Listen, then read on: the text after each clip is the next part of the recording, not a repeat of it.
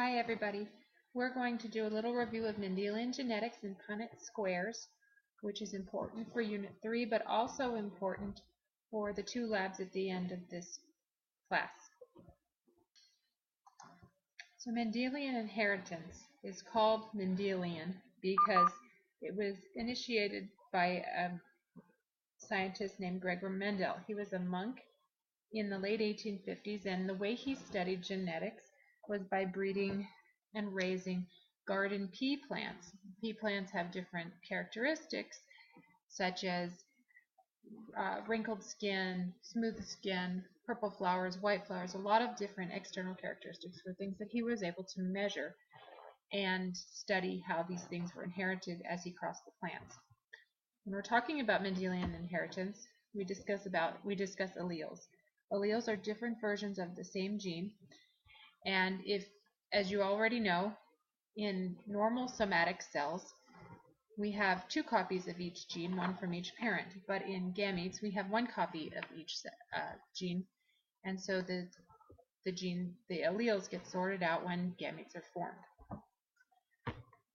Mendelian inheritance requires that we understand dominant versus recessive. Dominant means that the trait is something that will always be expressed as long as it has at least one copy of that gene. In recessive traits, you must have two copies of the recessive gene to have the recessive trait expressed. We also need to understand parent generation, F1 and F2. The parent generation is as it sounds, the parents, the first generation that are crossed. The F1 is called the first filial generation, and the F2 is when we cross the F1s and we get F2 generation. So 3 generations of whatever organism we're interested in. A Punnett square is a way to predict the genetic and phenotypic outcome only if the inheritance pattern for that gene is species and gene independent. Also, Mendelian inheritance only works if there are no epigenetic factors contributing to inheritance. Okay, so the first thing we're going to talk about when we talk about Punnett squares is a monohybrid cross. And the monohybrid cross is to help us predict the outcome of crossing one gene, and it will help us determine the phenotype and the genotype for that one gene. The gene must follow rules for Mendelian inheritance like we already discussed, and you need to know the genotype of both parents. So, using Mendel's original model, we can explore the Punnett square for garden pea plant flower color. So in this case, capital P will mean purple and lowercase p will mean white. This is a Punnett square to determine offspring for one gene, so it's called a monohybrid cross. And we will first separate the alleles for each parent. One parent will be across the top, and one parent will be down the side. Top and side. Okay, so the conventional way we deal with this is we say the capital letter means dominant and the lowercase means recessive. In this case, we're going to cross heterozygotes. So we have a capital P here and a lowercase p here for one parent, and a capital P here and a lowercase p here for this parent. When we write in the answers, we always put the capital letter first, if there is one. This will make it easier to read the results when we are done.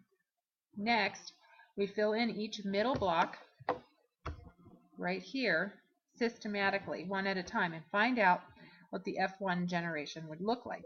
If we were to cross the F1 generations with another, like we discussed already, we would get the F2 generation. So we're going to cross this F1 generation, or these parents, and get the F1 generation. Like I said, capitals always go first. In this case, we have two capitals, so that's a homozygous dominant. Here we have a heterozygote dominant. Here we have another heterozygote dominant, and a homozygote recessive. So when we go to read your Punnett square and interpret the results, the capital letter in the combination means that it has a dominant allele. Phenotypically dominant, this is what it will look like. Only if it has 2 lowercase letters will it be phenotypically recessive. And if it has a combination of both, it means it has one recessive allele. This is called a heterozygote. So to interpret these results, we're going to look at 2 characteristics. First is the phenotypic result, and second is the genotypic result.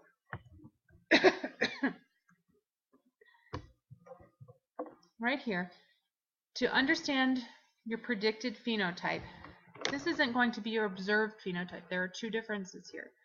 One is predicted and one is observed. In your labs, you're going to do both, observed and predicted. Okay. To look at your predicted phenotype, capital P, and capital P lowercase p are phenotypically dominant. 3 out of 4 of your projected offspring will be phenotypically dominant, so they will look like purple flowers. One of them will be phenotypically recessive, and that's this guy here. And he will have white flowers like this plant here. These 2 that are heterozygotes are what some people would call carriers, meaning that they carry a recessive trait, and if you crossed them with each other, you'd have the same result as we do with the parent generation, where you'd have 3/4 of them being phenotypically dominant and 1/4 being phenotypically recessive. Now the genotype is quite different. Genotype is looking at the actual letter combination of each of the offspring. So for the genotype, capital P, you have 1/4 of the plants being homozygous dominant, 2/4 of the plants being a heterozygote dominant, and 1/4 of the plant being homozygous recessive. Now, this isn't the only way we can look at genetic possibilities. We can also look at them by adding more than one gene. And that, when we look at 2 genes, it's called a dihybrid cross. So in this case, we're going to do an example of an imaginary plant that has 2 genes of interest. The first gene will be characterized by the letter B, either capital or lowercase. Capital will mean blue, lowercase will mean white, and by height. Capital T will mean tall, lowercase t will mean short.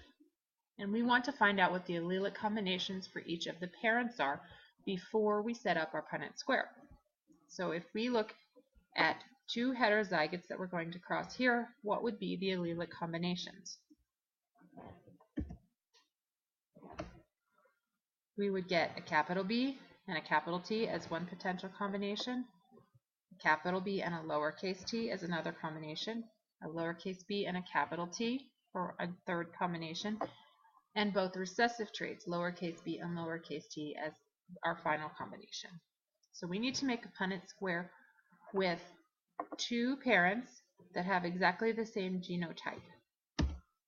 And that's what this particular, let's lower our viewing window here, that's what this particular Punnett square does. First we put the parents in, like we did on the monohybrid cross. We put the possibilities for parent 1 across the top, and the possibilities for parent 2 across the side. Then we fill in systematically, and I always go top to bottom, left to right, crossing 1 from each of the parents. Capital B from here, capital B from here, capital T from here, capital T moves in here. Same thing here. B, B, capital T, lowercase t. Capital B here, and remember, by convention we always put the capital letter first, lowercase b next. Then we continue with the rest of our plants until we have 16 plants. So we've already entered our progeny possibilities. Now when we look at our dihybrid cross, it's very similar to our monohybrid cross, except that we have many more plants because we have more genes. In the lab, you're going to see that there's a way to calculate the number of possibilities. Now we are first going to find that we have a homozygous dominant, and we have 1 of those. We also have 1 completely homozygous recessive plant that is a progeny possibility, and we have 4 true heterozygotes that are just like their parents. Everything else here and here are different combinations of the allelic combinations. Now to interpret our dihybrid cross, it's very similar to interpreting the monohybrid cross. Remember that the big B means blue and the little b means white, and the big T means tall and the little t means short. For our phenotype, we find that there are 5 different phenotypic combinations that result in a blue and tall plant. A capital B and a lowercase b, or any type of B, capital T and any type of T, and that is 9 progeny out of 16. Then we find that we have 3 progeny that will exhibit the characteristic of blue and short. Capital B, any B, lowercase t, and lowercase t. This is a typo. So we have 3 progeny and 3 different allelic combinations that can do that.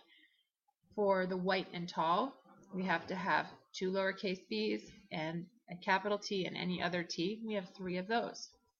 And then we have 1 completely homozygous recessive, and that means we're going to have what we call a 9:3 to 3:1 ratio for phenotypic ratio. Now, when we look at the genotype, it's more complicated because we are looking at the actual letter combinations. We find that we have 1, 2, 3, 4, 5, 6, 7, 8, 9 different combinations, but some of them are repeated. So our completely heterozygous plant, there are 4 of them, and then there are 2 of each of these 3 genotype combinations. If you guys have any questions regarding Mendelian genetics or anything having to do with Unit 3, Unit 4, or the rest of the labs, don't hesitate to call me. Thanks a lot.